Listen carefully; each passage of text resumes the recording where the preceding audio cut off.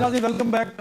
میں آپ کا میزبان عدنان حیدر. السلام علیکم. استاد جاوید صاحب ہمارے ساتھ ہیں. سب روس اور یوکرین کی جنگ ایک بڑا ایسا فلیش پوائنٹ ہے جو کہ دنیا کی شاید شکل بدل سکتا ہے، اور اس پہ سب لوگ ساری دنیا کا کنسرن ہے کہ ختم ہو جائے. لیکن جب سے یہ جنگ شروع ہوئی ہے، یوکرین نے کل سب سے شدید حملہ کیا. ڈرون اٹیک تھا جس میں روس کے بمبار طیارے، فائٹر جیٹس تباہ ہوئے اور کافی زیادہ اور بھی نقصان ہوا.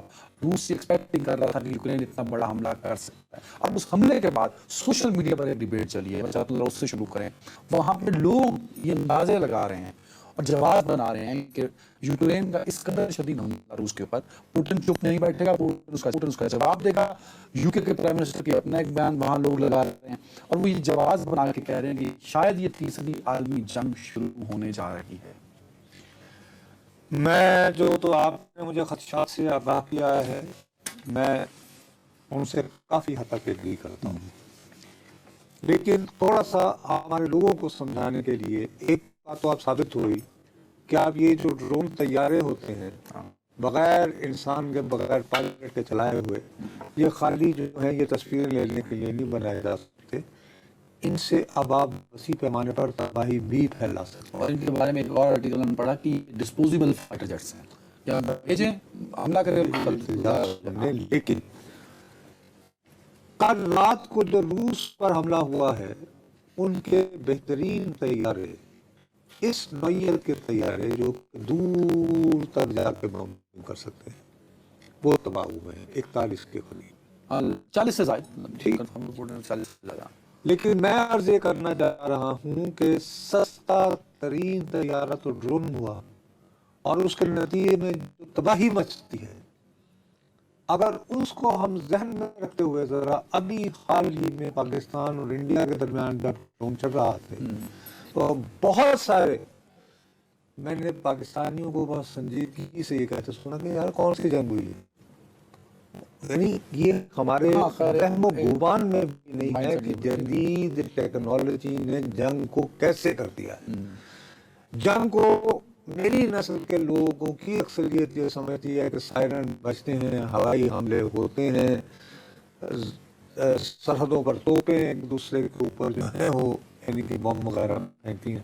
لیکن اس سب کے باوجود فی الوقت جو خبریں آئی تھی نا پہلے کہ استنبول میں یہ کوشش ہوئی کہ ان دونوں کے درمیان آج ہوا بھی تھا مذاکرات اور وہ ناکام ہو گئے. لیکن اب بین الاقوامی میڈیا میں مختلف لوگ یہ کہہ رہے ہیں کہ وہ اتنے ناکام بھی نہیں ہوئے ہیں.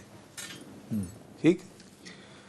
دعویٰ ہو رہا ہے کہ اس کے نتیجے میں ماسکو نے یعنی روس نے یہ وعدہ کیا ہے یا پرومس کیا ہے کہ وہ یوکرین کے 6000 فوجی جو ہلاک ہو گئے ہیں ان کی لاشیں حوالے کرے گا یوکرین کے. ماسکو نے یہ بھی کہا ہے کہ وہ 2-3 دنوں کے لیے کچھ علاقوں میں، مکمل نہیں، فائر بندی کو بھی تیار ہے. فرنٹ لائن غالباً اس وجہ سے ہوگا کہ بھئی یہ جو لوگوں یعنی لاشیں وغیرہ واپس کرنی ہیں. اس کے علاوہ یہ ہے کہ ابھی تک ان دونوں ملکوں کے درمیان سب سے بڑا قیدیوں کا تبادلہ ہوگا. چوتھی بات یہ ہے کہ 18 سے 25 سال کے درمیان جو قیدی دونوں ممالک کے شدید زخمی ہیں ان کا فوری تبادلہ یعنی جلد از جلد تبادلے. یہ تو اپنے تئیں ایک خیر کی خبر ہے. اس میں کے ساتھ ایک اور بھی آ رہی ہے جو اطلاعات، وہ یہ ہے کہ شاید جون کے اختتام تک آخری ہفتے میں دونوں ممالک کی قیادت یوکرین اور روس کی ملاقات کرے. تجویز ہے یہ تو جون کے آخر تک بھائی کیا ہو سکتا ہے. ابھی تو فی الحال تو ہمیں 2 چیزوں کا انتظار کرنا ہوگا. نمبر 1، یہ کہا جا رہا ہے، خبریں چل رہی ہیں کہ روسی صدر پوتن اپنی قوم سے خطاب کرنے والے. اب نظر بظاہر اگر اس وقت وہ جنگ بند کرتے ہیں تو ان کی آئی ایم سوری ٹو سے کوئی ایسی ہی کیفیت اپنی قوم کے سامنے ہوگی جیسے مودی صاحب بھارتی عوام کو یہ جواب نہیں دے پائے ہیں یہ کہیں جواب نہیں دے پائے اوہو کہ بھئی آپ نے جنگ بند کیوں کی. ہاں وہ لیکن اس طرف ہم بعد میں آئیں. لیکن اس حملے کی نوعیت کو بھی سامنے رکھنا پڑے گا نا یہاں پہ روس کے معاملے میں کہ جتنا نقصان ہوا اور ان کی مین بیس پہ ہوا. یہ وہی میں عرض کر رہا ہوں نا کہ اب پوتن کس منہ سے کہے کہ وہ تو پہلے یہاں تک دھمکی دے چکے ہیں کہ یہ جو ٹیکٹیکل ویپن ہوتے ہیں جی کہ چھوٹا ایٹمی ہتھیار محدود پیمانے پر جو تابکاری اب کرتا وہ ہے. محدود پیمانے کی تابکاری کس کو کیا خبر کہ کتنی محدود ہوتی ہاں ہے. You are right you are Let's be honest نا. ابھی تک تو ہمیں دو ہی تابکاری کا پتہ ہے نا, ایک ہیروشیما اینڈ ناگاساکی. تو اللہ میرے منہ میں خاک, اگر محدود ترین پیمانے پر بھی فرض کرو تابکاری ہو گئی تو ہر چیز کو اب اپنے نقطہ نظر سے دیکھو. اب بھی بطور پاکستانی دیکھو کہ چند ہی روز پہلے تو تم ایک جنگ سے بچے ہو اور اس جنگ کو بند کرانے کا دعوے دار جو ہے وہ امریکی صدر ہے, اور وہ یہ بھی دہرا رہا ہے کہ یہ جنگ ایٹمی جنگ کی طرف بڑھ رہی تھی. ہاں ٹھیک ہے. تو اس لیے ہمیں اس میں اب یہ روس اور یوکرین ہے. اب اس نے پوٹن نے شاید کہا بھی ہے کہ میں چپ نہیں بیٹھوں گا, اس کا پورا رسپانس دوں گا. وہی عرض کر رہا ہوں نا کہ اب وہ کس انداز میں رسپانس کرتا ہے. اب وہ رسپانس جو ہے وہ دے یا نہ دے, برطانوی وزیر اعظم نے آلریڈی اپنے آپ کو تقریباً حالت جنگ میں ڈکلیئر کر دیا ہے. ہاں کہا ہے انہوں نے. اور پوری جی اتنے عرصے بعد اپنا ڈیفنس ریویو, اور وہاں پہ بھی ساری باتیں سب میرینز کی, ایٹمی حملوں کی, یہ وہ ہو رہی. اب اس بات کو ذہن میں رکھو کہ جس طرح اگر پوتن تل ملا کر ایک بھرپور وار کر کے یوکرین کو تھلے لگا لیتا ہے, تو آپ کے خیال میں مودی پر جو بلڈ ہو رہا ہے کہ دنیا ادھر بزی ہو, ہم گئے وہ یورپ جنگل میں مور ناچا کس نے دیکھا, تو مودی بھی اس طرح سوچ سکتا ہے یا نہیں؟ ریئیکٹ کروں فوراً. وہ اس بیچارے کو وہ جتنا کھجل ہوا پڑا ہے تو اب وہ ایک بیان آیا نا چیف آف ڈیفنس اسٹاف کا ایک انٹرویو, وہ سنا آپ نے؟ بلومبرگ کو دیا, بلومبرگ کو بھی اور رائٹرز کو بھی دیا. اچھا, اب بھارت میں میں وہی کہتا ہوں کہ ہمیں بچپن سے یہ بتایا کہ شرمندہ کیا جاتا ہے اکثر کہ وہاں تو یہ سول سپرامیسی ہوتی ہے.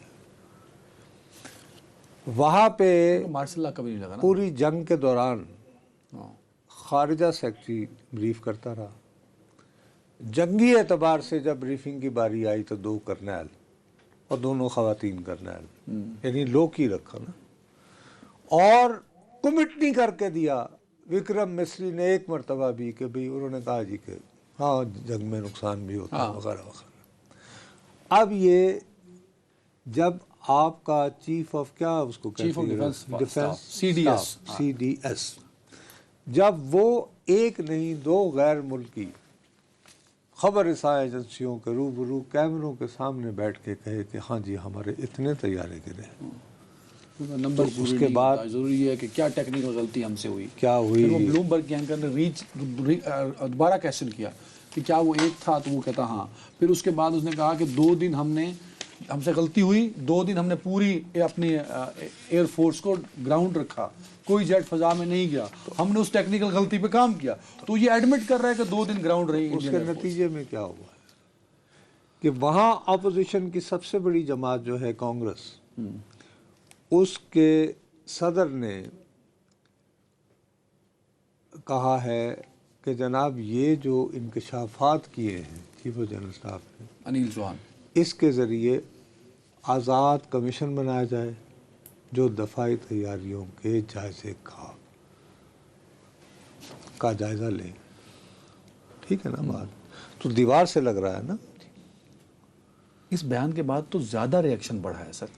پاپا میں وہی تو عرض کر رہا ہوں نا کہ آپ سوالات اٹھائے جا رہے ہیں نا.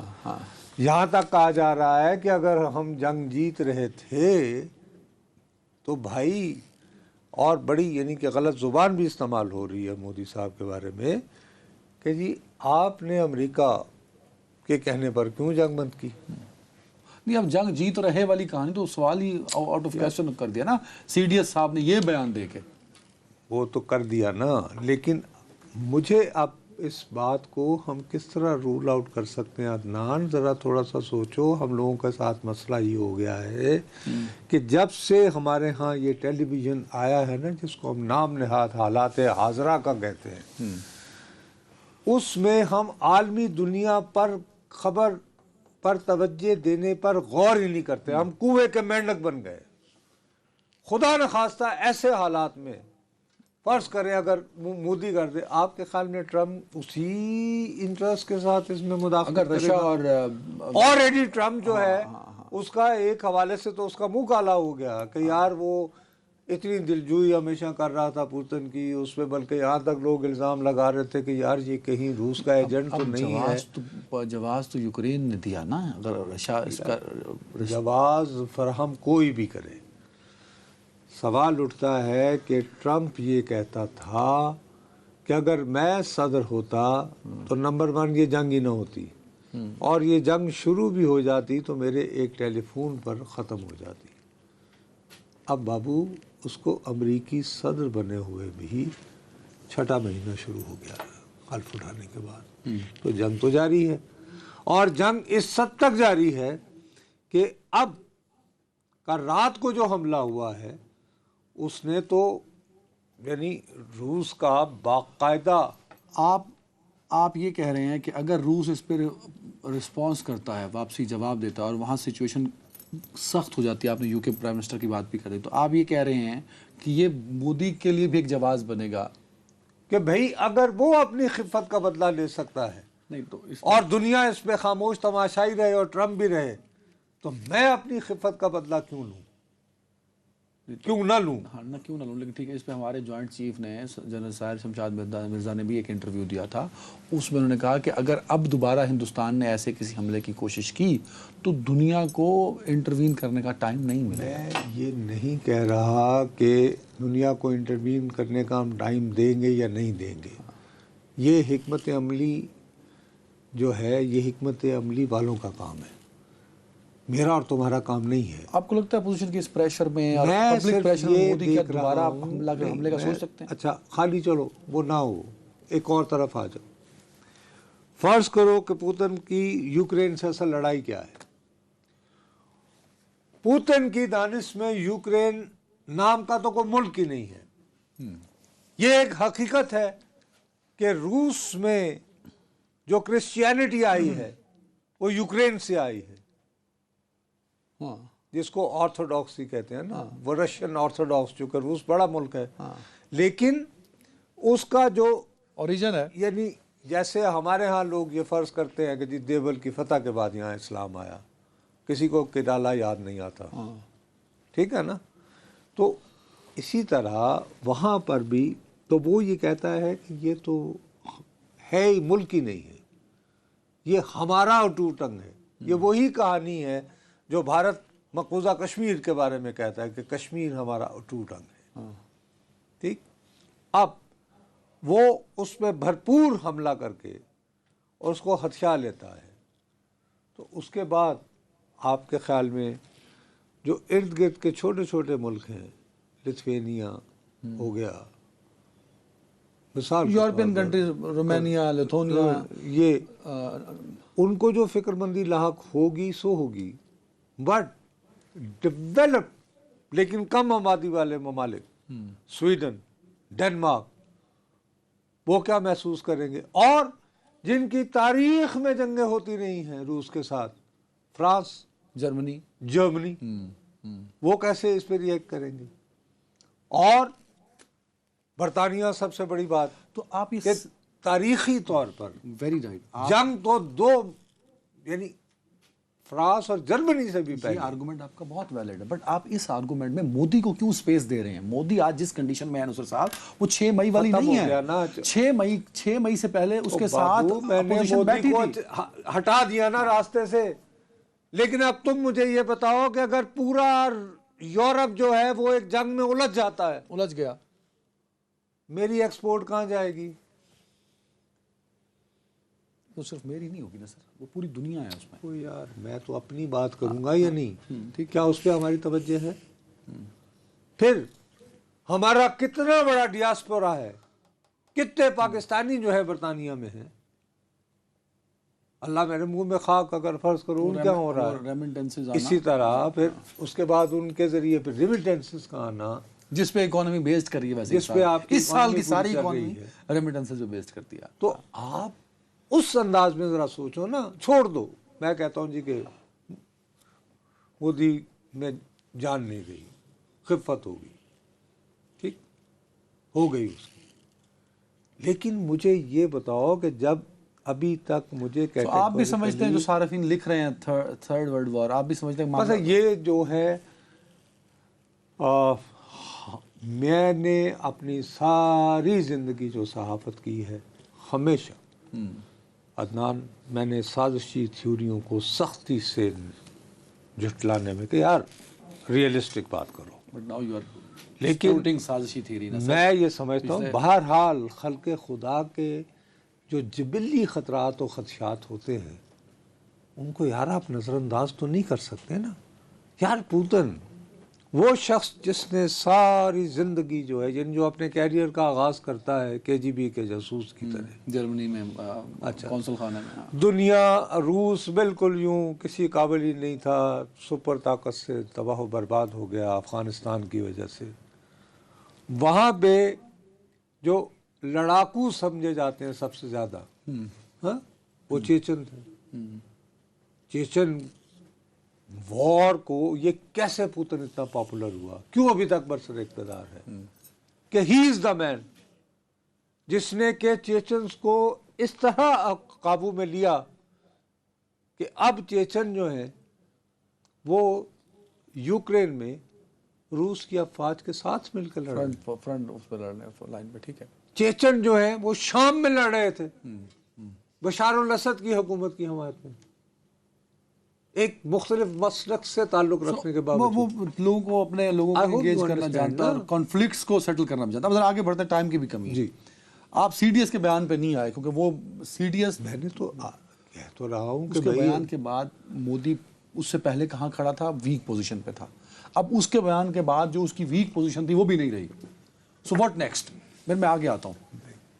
نیکسٹ تو یہی ہے نا، میں تو وہی میں آپ سے عرض کر رہا ہوں نا کہ اس کے پاس ایک ہی گنجائش بنتی تھی کہ وہ جب کہ دنیا اگر ادھر لگی ہوئی ہے تو وہ کوئی نہ کوئی ہمارے ساتھ کر کے تو اپنا بدلہ لے. اب مودی کا بیہیویئر یہ ہے کہ مودی صاحب نا کوئی انٹرنیشنل بڑا ایونٹ نہیں چھوڑتے. ہاں وہ پہنچتے ہیں اور پھر ان کا بڑی ٹیکنیک ہے. آپ دیکھیں جہاں کیمرے کھڑے ہوتے ہیں وہاں سے گزر کے نکلیں گے، وہ بائے بائے ہائے شائے کریں گے.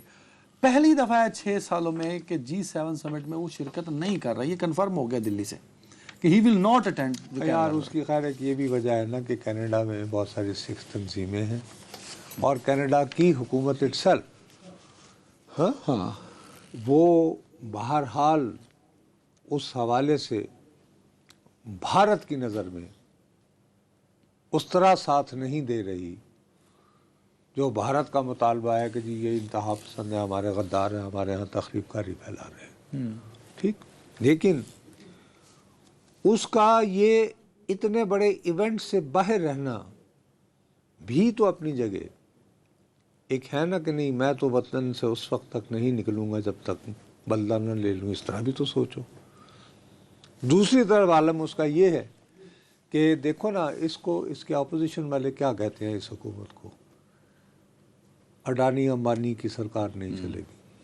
یہ نعرہ لگتا ہے باقاعدہ. اب اس کا یہ جو گوتم اڈانی ہے اس پر پہلے بھی تو ایک تھا مقدمہ امریکہ میں. اب یہ تازہ ترین ایک اور مقدمہ بن گیا کہ صاحب وہ تو ایران کے ساتھ جو ہے پابندیوں کے باوجود ساری LPG جو بھارت میں سب سے زیادہ باہر سے امپورٹ ہو کے بک رہی ہے وہ ایران کی ہے اور وہ اڈانی کے ذریعے ہو رہی ہے، اڈانی کی کمپنیوں کے ذریعے ہو رہی ہے.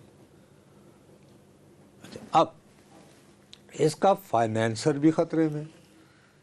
4 سے 5 مرتبہ جناب ٹرمپ صاحب نے یہ کہا کہ وہ کشمیر پر ثالثی کروانا چاہتے ہیں. مطلب وہ یہ مان رہے ہیں موصوف کہ انڈیا اور پاکستان ہر 4-5 سال بعد ایٹمی جنگ کے دہانے کے قریب پہنچ جاتے ہیں. تو اس کی بنیادی وجہ ہے مسئلہ کشمیر. تو مسئلہ کشمیر حل ہونا چاہیے اور اس میں میں ثالثی. ٹھیک ہے نا. ٹھیک ہے. اب وہ یہ کہے کہ یار ایک تو آپ جو ہیں ہم تو تھرڈ پارٹی میڈیشن کے ہمیشہ خلاف رہے ہیں، دوسرا آپ میرے دوستوں کو پکڑ کے ذلیل کر رہے ہو، ہمارے ان کے بزنس تباہ کر رہے ہو، تو اس کا مطلب ہے کہ آپ کی طرف سے تو نہ ہی سمجھیں آپ. میں ٹھیک ہے بالکل. اچھا میں اس بیان کو بڑا اہم لیتا ہوں، CDS والا جو میں سمجھتا ہوں کہ جو آپ بار بار خدشے کا اظہار کر رہے تھے کہ مودی اس پوزیشن میں اس کے پاس کوئی حل نہیں کہ پاکستان میں حملہ کر دے کبھی بھی، میں سمجھتا ہوں کہ CDS کے بیان کے بعد اب مودی کے پاس پاکستان میں حملے کا کوئی آپشن نہیں رہا، وہ اس قدر کمزور پچ پہ آ چکا. اس کا پھر یہ ہوگا کہ پھر میں معافی چاہتا ہوں کہ اب بھارت کو ذرا اپنے یہاں بھی ذرا منجی تھلے ڈانگ پھیر لو، کہیں ایسا تو نہیں کہ وہاں پہ بھی اب جمہوری حکومت کی بس کی بات نہیں رہی. چلیں یہ تو پھر جنگ کھیڑ نہیں ہوندی جمہوری حکومتوں دی. Let's see. نہیں میں رول آؤٹ نہیں کر رہا. پلیز فار گاڈ سے ویسا جس انداز میں تم یہ دیکھو کہ آج ایئر چیف نے بھی کہا تھا آج پنجابی جھکتے مار رہے ہیں، ذرا میں یہ بھی آپ کو بتاؤں گا کہ آج پنجابی کیوں جاگی ہے اندر. بریک لے لوں خدشے کا اظہار ایک وقفہ. جی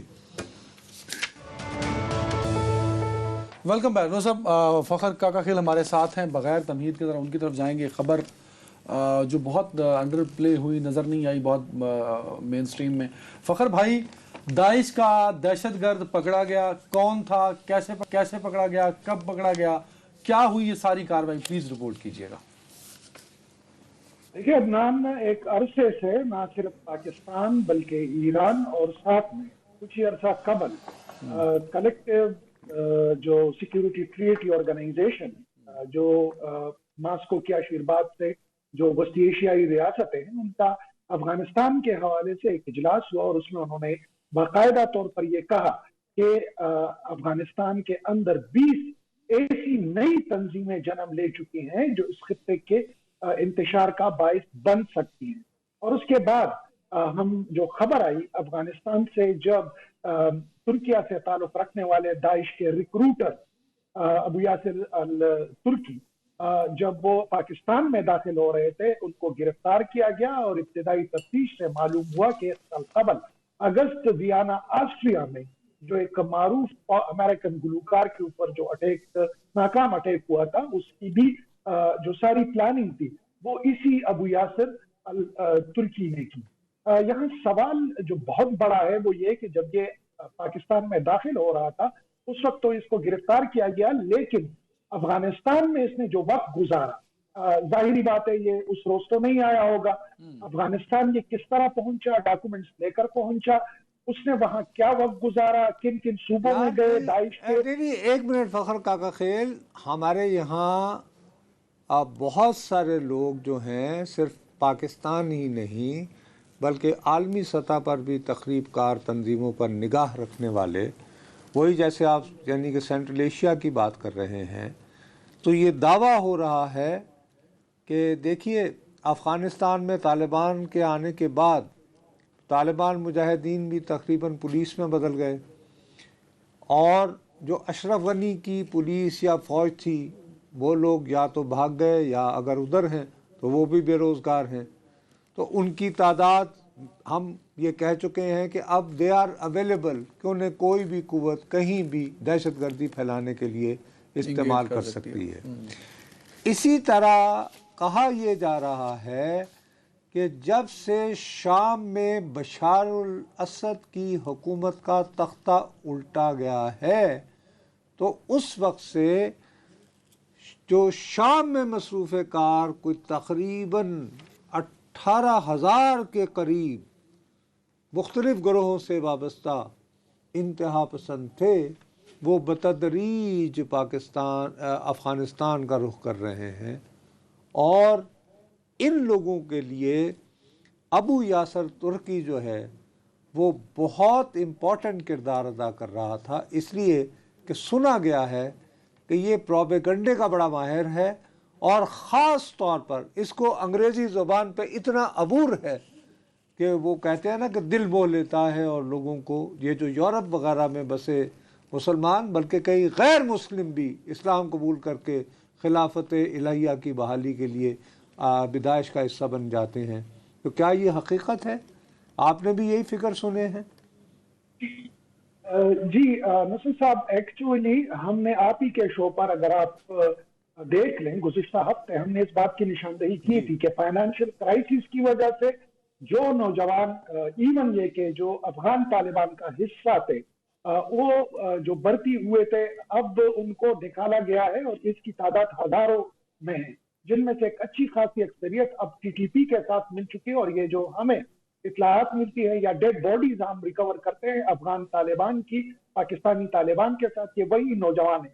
जहां अबू यासर तुर्की का ताल्लुक है, मुफ्ती साहब सीरिया से अफगानिस्तान जंगजुओं की आमद का सिलसिला 2016 में शुरू हुआ था और इसकी तस्दीक खुद साबिक अफगान सदर हामिद करज़ई ने रूसी इब्लागी जो इदारा है आरटी रशिया टुडे के साथ भी, और बाद अल जजीरा पर उन्होंने अपने इस क्लेम को दोबारा दोहराया कि सीरिया से हजारों की तादाद में जो जंगजू हैं अनमार्क्ड, यानी बगैर निशान ज़दा तैयारों के जरिए पहले नंगरहार लाए जाते हैं और फिर उनको शिफ्ट किया जाता है टूवर्ड नॉर्थ ऑफ अफगानिस्तान।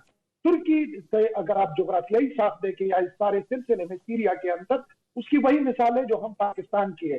तुर्की मुसलसल सीरिया के अंदर जो इंतशार है उससे मुतासिर हो रहा है और तुर्क बाशिंदे या यूरोपियन बाशिंदे एक अच्छी खासी तादाद में सीरिया के अंदर लड़ चुके हैं, मुख्तलिफ ग्रोहों के साथ मिल चुके हैं और उनमें से एक अबू यासर तुर्की भी थे। यहाँ ये भी कहना मैं समझूंगा, जिस तरफ आपने इशारा किया कि जिस तरीके से सोफिस्टिकेटेड या जुबानों पर उसको अबूर हासिल है, ये पूरी यूरोप में फिरता रहा है और अब डिजिटल मीडिया के जरिए उनके राबिते थे और अफगानिस्तान में अलबत्ता इसका आना ये इस बात की तरफ इशारे हैं कि एक नई जंग, जो जिस तरफ आपने भी इशारा किया कि पहले से ही हजारों की तादाद में जंगजू अफगानिस्तान पहुंच चुके हैं। और यहाँ पर तो मैं ये भी कहूंगा कि फलस्तीन इशू ने जो ग्लोबल एक्सट्रीमिस्ट ऑर्गेनाइजेशन जो मवाद फराहम किया है वो खासी खतरनाक चीज है और अब हम देख रहे हैं कि वो लोग भी अफगानिस्तान का रुख कर चुके हैं। तो इस हवाले से ये जो डेवलपमेंट है दानिश के इतने बड़े रहनुमा और रिक्रूटर का, जिसका जो इस तरह तो प्रोपेगेंडा को भी ये देखते हैं। लेकिन एक बात तो है ना, ये देखिए, यानी फ़ख्र हमें थोड़ा सा शायद इत्मीनान बख्श बात ये है कि ग़ालिबन इस शख्स की निशानदही जो है वो तुर्की की इंटेलिजेंस एजेंसी की तरफ से हुई है, क्योंकि गिरफ़्तार तो इसको हमने ग़ालिबन काफ़ी अर्सा पहले कर लिया था और को शायद बहुत देर पहले भी नहीं, 1.5-2 महीने कबल की बात है। तो इसका मतलब ये है कि इसके कवायफ किसी ना किसी तरह हमारी टर्किश इंटेलिजेंस एजेंसी के पास मौजूद थे और हम ये कह सकते हैं कि पाकिस्तान और तुर्की का इस तनाजुर में ये जो गिरफ़्तारी हुई है ये साबित करती है कि इंटेलिजेंस कोऑपरेशन बहुत प्रोफेशनल और बहुत अपडेट है। Can we say that? देखिए नुसरत साहब, ऑब्वियसली तुर्क बाशिंदा था, सीरिया में वक्त गुजारा था, इसका एक डिजिटल फुटप्रिंट भी मौजूद था। लेकिन मैं ये समझता हूँ कि इससे कबल आपने आदिल पंशीरी बलोचिस्तान में एक बड़ा जो ग्रुप पकड़ा गया था दाइश से जिसका ताल्लुक था, जिसने करमान में सुसाइड अटैक में 100 से ज्यादा लोगों को मार दिया था और इसी तरीके से मॉस्को में कॉकस हाल में जो अटैक हुआ था उसमें भी 100 से ज्यादा जो रूसी बाशिंदे थे वो मारे गए थे। तो और वो पूरी दुनिया में फिर रहे थे। पकड़े कहाँ गए? बिलाकर तमाम तर इंटेलिजेंस के बावजूद ईरान के साथ वो इंटेलिजेंस शेयर की गई थी, रशिया के साथ इंटेलिजेंस प्रियम्प्ट करने के लिए, लेकिन वो कामयाब नहीं हो सके। तो मेरे ख्याल में नहीं फ़ख्र, एक और मैं चाहूँगा कि आप एक पहलू पर रोशनी डाल दो, अगर आपने उसकी तरफ तवज्जो दी है या कोई इन्फॉर्मेशन आपके पास है, क्योंकि हमारे इल्म में ये बात आई है कि दाइश के कुछ गिरोह जो कि बलोचिस्तान में हैं, उनकी बलोच कौम परस्त इंतहा पसंदों के साथ यानी कि कोई इख्तलाफात बढ़ना शुरू हो गए हैं। तो अब कहीं ऐसा भी तो हो सकता है कि बलोच इंतहा पसंद एक तो रियासत पाकिस्तान के ख़िलाफ़ हैं, दूसरी जानिब ये हो कि उनकी और दाइश की आपस में लड़ाई शुरू हो जाए, तो वो क्या इसके इम्कानात आप कितने देख रहे हैं? देखिए नुसरत साहब, ये अपने इंतहाई अहम मौजू की तरफ आपका इशारा किया और आइंदा मुस्तकबिल में ज्यादा दूर नहीं, with in weeks and months हमें इस बात पर इस इशू पर बात करनी होगी। दरअसल इस इशू को समझने के लिए हमें दाइश को समझना होगा। दो जो दाइश के नीचे इस खित्ते के हवाले से दो तंजीमें हैं। एक को कहते हैं Islamic state in Khorasan province, जिसमें अफगानिस्तान, वस्ती एशिया, ईरान, यहाँ तक कि इंडस रिवर तक का जो हिस्सा है, जी खुरासान जिसको कहा जाता था, जो पाकिस्तान, बलूचिस्तान, पंजाब, सिंध के लिए उसका चैप्टर है, उसको कहते हैं Islamic state in Pakistan province. Balochistan में दरअसल अगर आप ISPP की या दाइश की साथ देखें, उसमें ज्यादातर बलोच जो रिलीजियस एक्सट्रीमिस्ट है वो उसकी गियरिंग कर रहे हैं। लेकिन ये जो वाकया है, और इंटरेस्टिंग बात यह है, अगर आप ग्लोबली देखें तो इसी वजह से इसको प्रॉक्सीज कहते हैं। और जिस तनाज़े की तरफ आपने इशारा किया, उसकी पहली दफा कम से कम मेरी नजर में इसकी तरफ निशानदेही की थी ज़ल्मी खलीलजाद ने अपने 26 अप्रैल गुज़िश्ता महीने के ट्वीट में, एक डेढ़ महीने कबल की ट्वीट में, कि जो बलूचिस्तान के अंदर इस तरह के वाकयात हुए हैं और माह मार्च में 30 के करीब जो दाइश के लोग हैं वो मारे जा चुके हैं, और अब जो बलोच कमपरस्त इंतहा पसंद तंजीम है वो उन्होंने ये काम किया है। दरअसल उसकी एक वजह यह भी है कि बलोच जो समझते हैं कि जो मस्तूम में धमाके हुए दाइश ने किए उसमें बलोच शहरियों को निशाना बनाया गया, और वो इसको भी एक किस्म की प्रॉक्सी समझते हैं।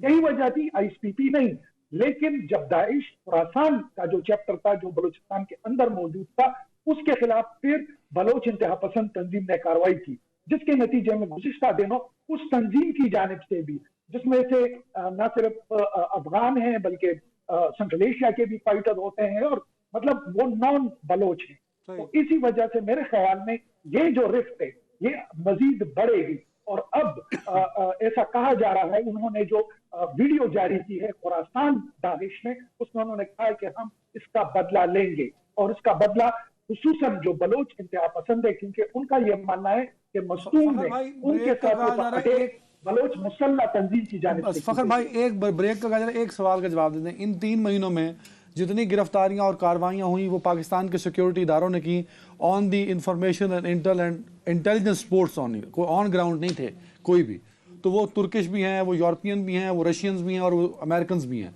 तो ये क्या और लीडरशिप यहाँ से पकड़ी जा रही है अफगानिस्तान के आसपास से, तो फ्यूचर क्या है इस तरह, क्या इस तरह की कार्रवाइयां बस अब खत्म हो गई या फ्यूचर को बड़ा प्लान हो सकता है? देखिए फ्यूचर में, और इसी वजह से हमने ना सिर्फ तुर्की के साथ, वस्ती एशियाई रियासतों में ताजिकिस्तान के साथ, क्योंकि ग्लोबली जो ISKP की लीडरशिप है उसका बुनियाद पड़ी है ताजिकिस्तान के जो फाइटर्स हैं उन्होंने इसको बनाया, और बाद में अफगान और पश्तून और बाकी जो कौमियतें। यार काका खेल, एक सीधी सी बात है, फर्ज करो कि ये मामलात इस तरह रुक रहे होते, सिर्फ 1 मिनट की बात है, मैं काका खेल को इसके बाद इजाज़त देंगे, कि अगर ये मामलात इस तरह रुक रहे होते तो जुमेरात के दिन हमने लिया काका खेल को, आज हम लेने को मजबूर क्यों हो रहे हैं? मुझे ज़ाती तौर पे लगता है कि शायद एक क्या उसे कह सकते हैं मुश्तरका लाहे अमल इस तरह बनाया जाएगा कि ऑन ग्राउंड पाकिस्तान के सिक्योरिटी इदारे दाइश के खिलाफ एक बाकायदा ऑपरेशन करेंगे।